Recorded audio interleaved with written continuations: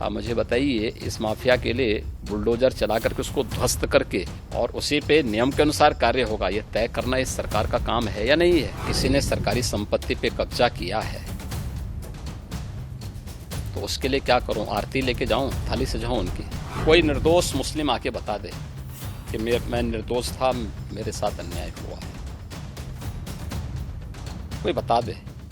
कोई नहीं बोल सकता।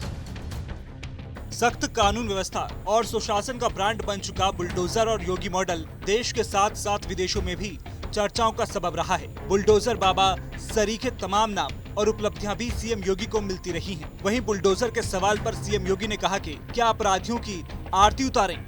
किसी ने सरकारी संपत्ति पे कब्जा किया है तो उसके लिए क्या करूं? आरती लेके जाऊं, थाली सजाऊं उनकी?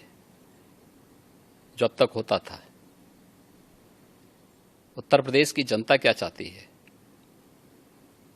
उत्तर प्रदेश की जनता यही चाहती थी कि उनको सुरक्षा मिले और इन गुंडा तत्वों पर, इन माफियाज पर सख्ती हो। बीजेपी को प्राप्त जनादेश इस शक्ति की ओर लगातार इशारा करती है, आम पब्लिक के सेंटिमेंट को इसके साथ जोड़ती है।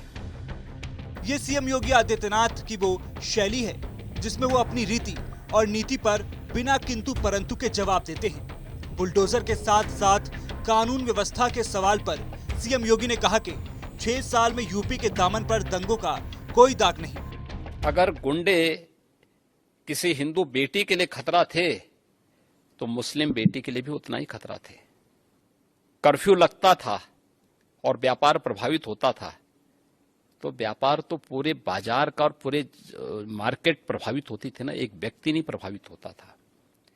परसेप्शन खराब हुआ था तो यूपी का खराब हुआ था ना।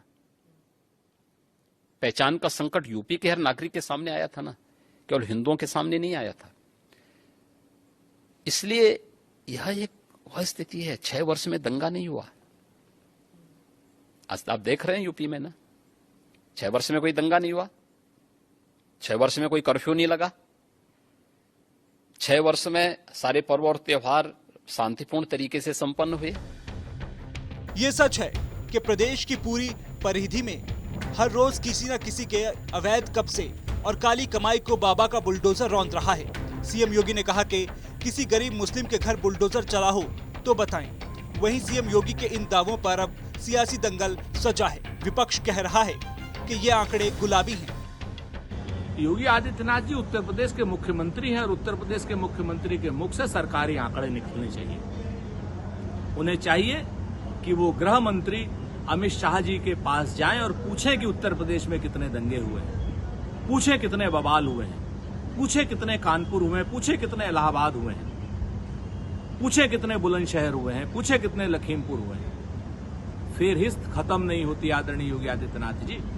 उत्तर प्रदेश में कानून व्यवस्था ध्वस्त है, अपराधी मस्त हैं, पुलिस पस्त है और आम जनता का तो पता नहीं क्या हाल है।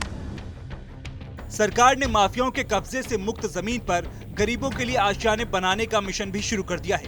वहीं बुलडोजर की तेज होती चाल पर विपक्ष के तमाम सवाल शुरू से उठते रहे हैं, लिहाजा अब भी उठ रहे हैं। बहरहाल सरकार के आंकड़ों के मुताबिक सूचीबद्ध माफिया के अवैध कब्जे से करीब 66,575 हेक्टेयर से अधिक जमीन मुक्त कराई गई है। इसकी कीमत भी अरबों रुपए है।